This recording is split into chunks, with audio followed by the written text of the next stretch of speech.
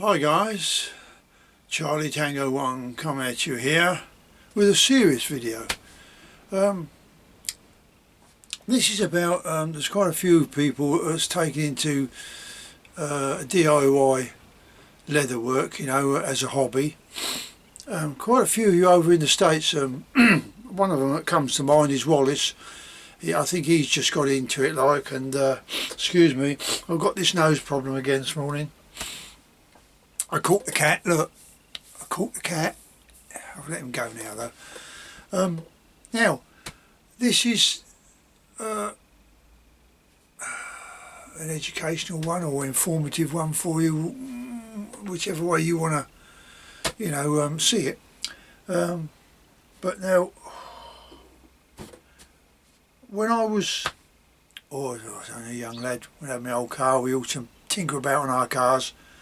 Now this will show you how old I am. I bought this. You get a coarse and a fine, and this is for rubbing in valves. When your valves get a bit pitted in the head of on your engine, you grind them in. And this is the stuff I used. Now I'll bring it up to the camera so you can see it.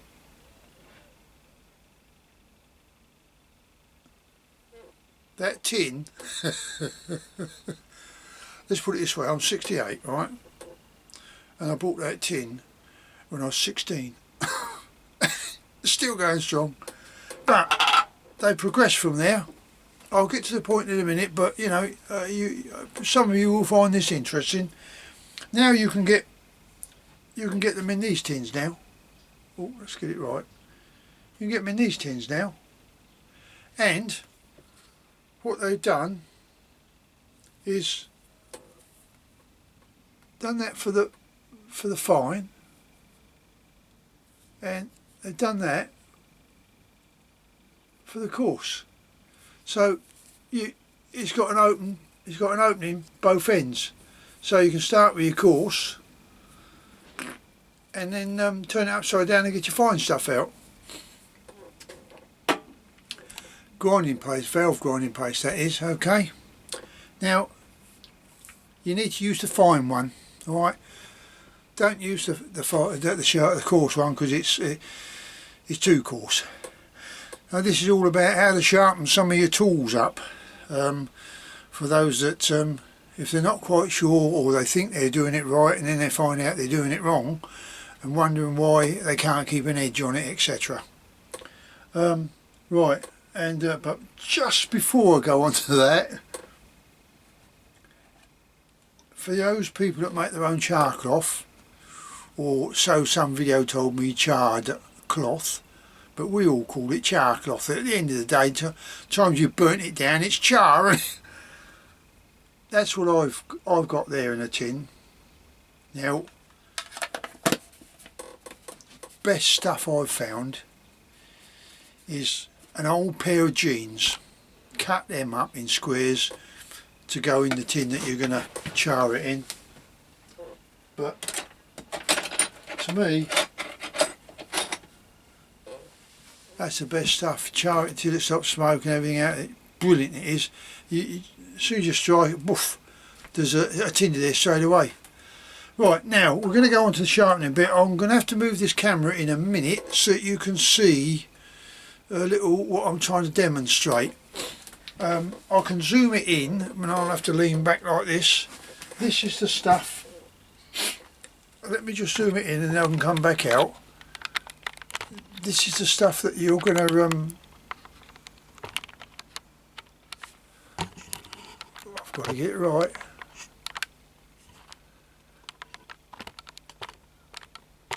That you might need. Now this here, this is just a lump of wood with different thicknesses of butt leather. Just take a slither off there, and there's another bit of thin butt leather there, certain width, and I'll explain what they're for in a mo. There we go. Oops. This wide one here is for this edging tool. and I will try and show you how to use that, and the others are for these two here. We'll come on round. You're going to need a strop. This is the strop, this here. It's made of wood. You can make it out of wood. That's with my half moon knife, which I can shave with, as you know. This is something I was talking about the other day. This is my boner. This one. It's slightly shaped. That's probably where I've been, you know. You round it off that way, point it off that way, and it's ideal for when you're boning, if you want to do some wet forming, stuff like that. That's basically what that's for. Now, let me bring this video back out. Otherwise it'll drive you nuts. And we'll go up a little bit. Now I'm going to move this round and show you how to go about it. This is an ordinary old table knife, you know, the old whalebone I think they used to use on these handles. I mean that's from the 40s I think, but I tell you what, because they're nice and flexible, and I've got a real sharp edge on that, I use that for filleting on me pheasant breasts and stuff like that. Brilliant knife for that. Or if you've got something you want to feather off a little bit of leather, ideal. But when I finish using it for that particular job, I always strop it back up, put the edge back on it before putting it away. Right, now bear with me, because I'm now going to move the camera so that you hopefully can see what I'm going to try and demonstrate. So bear with me, and I'll put my timer on, because you know what's going to happen. Going to run out of time. I think what I'm going to do is, let's move my stool out of the way. Let's see if I can get it over here. Oh, I keep forgetting that's a maximum amount of lead I got. Oh, wait a minute though. Just had a thought. I can take that off. Hopefully it's still going. Yeah. And I can put that in there, can't I?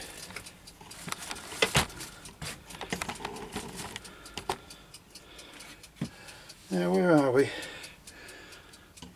Bring it up a bit. Okay, that's my limit. And I can bring it down a bit now, hopefully.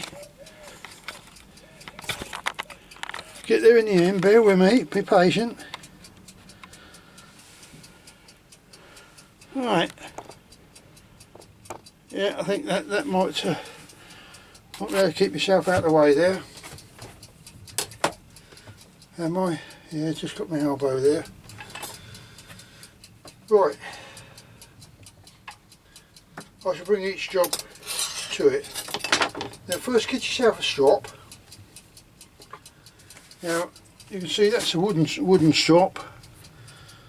You can shape the handle yourself, you know what I mean. I'll just use it out of MDF, stuff like that. Shape that up yourself.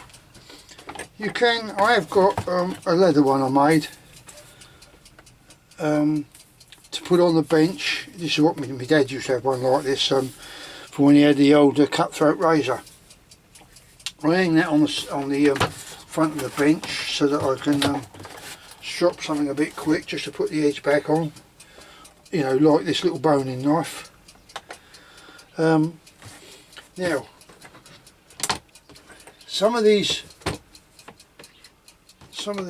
most of these scissors, these are cheapies, they're stainless steel and all that, you know. Yeah, they cut alright for a while, but they use a plastic nut on them, you know, and if you tighten that too tight, it just cracks that. You might as well throw them away. Or unless you can get a little bolt and nut and put on there. Cheap and nasty. Come in a packet in the pound shop, don't they, or dollar store, whatever it is. You know, get 3 different size scissors for I don't know, £1. Right, get yourself a bit of butt leather. You with me? There you go. Anything like that. Anything like this. Bit of butt leather. 3 or 4 mil thick, which is how most butt leathers are. And then what you want to do is you want to get a very small punch, like 2 mil. You're seeing that, yeah. Just and punch a load of holes down here, right down the side and down the middle. Okay. Then you get your grinding paste. You find one and you smear it all on there. You can smear it on there with you know, I don't know, an old knife or the back of your ruler, something like that. Put that on there. Use the fine, not the coarse. Just slap that all on there like, so you just get a covering of it. And then you can now when you're using on a whetstone, you'd have the edge of the blade facing the stone, and according to what sort of edge you've got on there, whether it's a shanty, a canty, a shanty edge, whatever they call it, I don't know all the fancy words, but I know what I mean. And whereas in this case, let's do it at an angle if I can, I just do that and I count 3, 4, 5. Come back the other way, 1, 2, 3, 4, 5. Turn it over. Now on the other side you can use a bit of grade leather. Now grade leather, we all know about that. Grade leather is like, when you look at it one side it's like suede, the other side you got your skin side. Okay, get yourself a bit of that. That's the stuff I use on these spoilers and that, you know, the soft stuff. And you can get a stapler, you know, hand stapler. You can staple it at the bottom and at the top. You don't really want to do it on the sides here. But what I done with this grade is I glued it onto it with the flesh side down. So for those, just to go through it again, not the suede side up, sorry, not the skin side, you know, down. You want to glue that, turn it and the wood, then stick that on there with the suede side facing upwards. Okay, once you've got the suede side facing upwards, then what we use is a bit of Jeweler's Rouge. Now Jeweler's Rouge, I had it just now, what have I done with it? Oh, here it is. Is this. Let's have a good look at it. Comes in a round block. You can get this from, if you like, Tandy Leather, Abbey Saddlery, wherever you like. But it looks like chalk. That's the easiest way to explain it, but it's not. It's a Jeweler's Rouge, and what it does is they buff this to polish up their rings and all the other bits and pieces. Well, what you do is you get hold of that and you rub that on there. Just slice that on there like that. You can do it both ways, just so you know you're getting it in the grain of the grade leather, like that. So you know you're getting it in there. And then this way, 1, 2, 3, 4, 5. 1, 2, 3, 4, 5. Obviously I'm doing it a bit slower because you know, you want to see what I'm doing.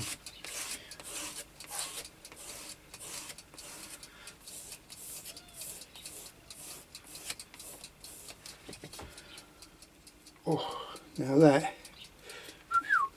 Well, I'll put that away, that's sharp. So that's what you use that strop for. Now, when you put that grinding paste on there, it should be quite moist. But if it starts to get a little bit too sticky and dragging, just sprinkle a bit of oil on it with an oil can. That's all you've got to do. I mean, I use my sewing machine oil. That's all I use, that one there. Just put a little bit of that on, drip that on there like that. That's it, job done. As I say, Bob's your Uncle Fanny's right. Yeah, I know. Put that on. I'll smooth that down with that actually.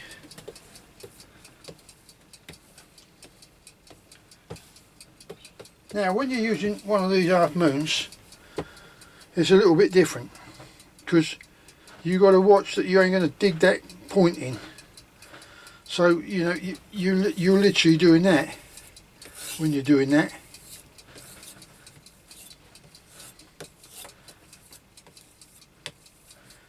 Okay.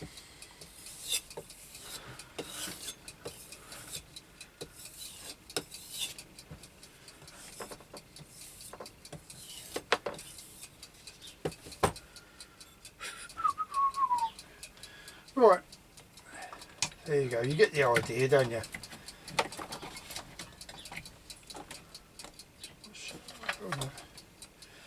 Right. Jeweler's Rouge. As I say, it's very fine and it puts a nice coarse bit on it. Excuse my back. Let's put that away out of the way so we don't get too confused.com. How am I doing for time? Alright, I think. Right, now moving on to the next object, which is my put that up out of the way. I'm gonna sort this shed out. I really am, because I'm getting a little bit cramped now.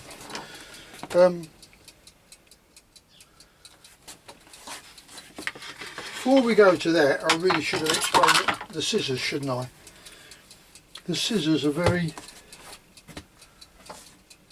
they're very much, they've got a very sharp mitre on them. When you look at it, it's what they've got, scanty grind. Well, this ain't a scanty grind. That's sort of like that scanty grind, but then there's another grind there. So you've got two grinds on that, 1 and 2, and I sometimes think they put this on these just to make that look cosmetic, because it's not doing the job. It's this second grind that's doing the job, this one here. So you don't have to have the knife. You can take this off and you can use one at a time. So you don't have to have the knife, and we've got in shot, we don't have to have the knife at the angle that first grind is, which is there.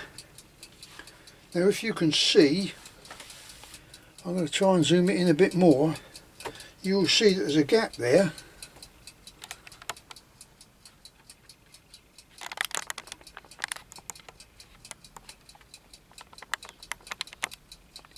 Where am I? Oh, that's it, yeah. Now can you see that? Can you see that little gap there? That is your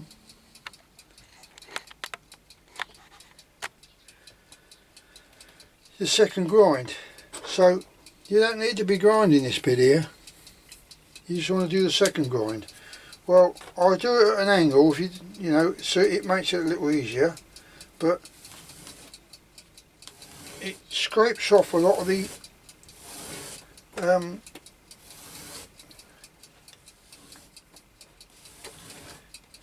rubbing compound, if you know what I mean. But you can soon put that back on. Then the other one I use absolutely flat, because that's what it is. That takes off any burrs that you created while sharpening this side. That's it. But I mean, these are pretty good, so I'm not going to worry too much. But there you go, let's get them off of there. Give them a wipe up. And when you do it on the other side, where the rouge jeweller's rouges, that just takes off excuse me. What you can't see is little slithers of metal, whiskers if you like, you could call it. They're very tiny little whiskers that go on that's on the edge of the blade, and that smooths them all down and takes it all right back out. And theoretically, there you go, they should cut. So that's how you do that. Now, moving on, put that away because we're done with that, haven't we? Put that out of the way. I can go over there. Excuse my back, please, mate. Now, the next thing was this here, wasn't it? Right, again, that's jeweller's rouge on there, that's all that is on these. Now you can get, am I in shot? Yes. You can get, what was I going to say? These from different bits. This is a thicker butt, this one, which is the stuff that I've been using for me, the top of my spottons. That's slightly thinner, but it doesn't matter. I could have used the thick stuff, but mate, just had it wider. And this can be the thick stuff if you like, but it's got to be thinner. And what you've got to do is you've got to glue it onto this piece of wood. Now, when you sharpen these edges, you've got to keep that the same. You don't sort of, as you come along, you don't lift it up like that. You keep it so it goes along straight all the way. I'm going to have to hold it with one hand, bear with me. And you think, that ain't doing nothing, but it is. Now that is the smooth side of the leather, the flesh side. Show you again. As you can see, that's the rough side, that's the flesh side. So you want that way up, the flesh side up. These are obviously the edges, that's all they are. Look, see a piece of edging, cut it real thin there, don't go too high because it'll just fold over when you try to use your tooling to sharpen. Excuse me. Only a little bit, cut along there, I know 6mm, something like that, and then stick that on there. That'll do that. No. Oh, I've got something stuck in my throat somewhere. I think it must be a frog rivet. Now the other one, this is where is it? This is a flat edge. Try and show you that. You can see the flat edge. I'm hoping that the macro is going to pick this up. And you got your little cutting bit in there. So basically all you're going to do is you're going to just go along this straight piece here and cut that. Well, you can go along this one actually because it's flat, which is the same as the other one.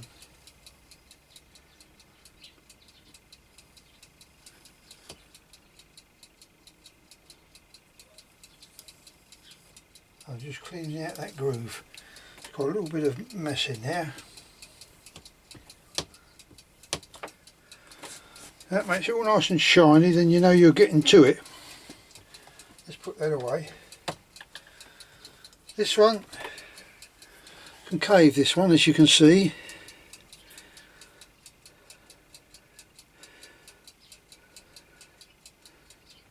So, I don't know if that'll go in there or not. But I'll just put that in there. You can only strike one way. You can soon tell if you're taking metal off because these start to go a bit black.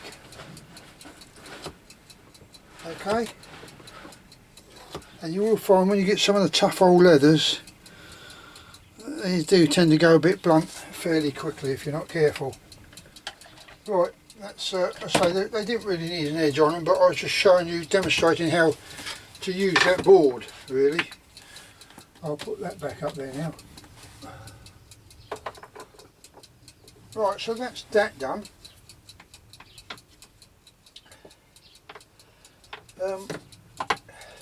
And the scissors I've done, showing you that. Knives are pretty, if you're on a whetstone, then let's get one of these here, little tiny things.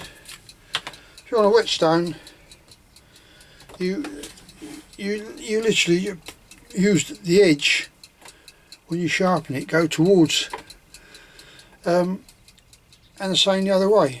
You use the edge, but when you're on a strop, you need to do it a little bit different.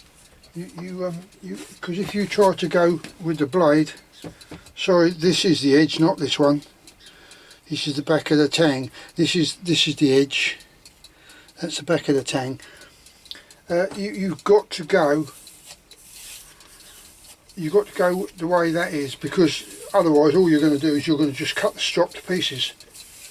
I'm just using that with the on the smooth side, just to put an edge on it really. That's all it's just to oh, excuse me. Oh dear, can't seem to move that frog. Let's put that out of the way. Now, I hope that's been informative to some of you there. I'm going to pull this lot away in a minute, so I can do that at a later date. But I just wanted to let you people see that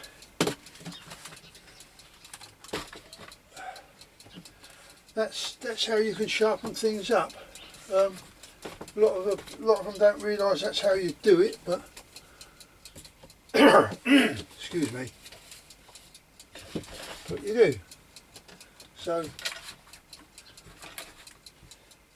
I'm rabbiting now. I'm rabbiting. That's it. Let's move you away a bit and back this out. I don't know if these will take me back there, will it? Probably will. Oh.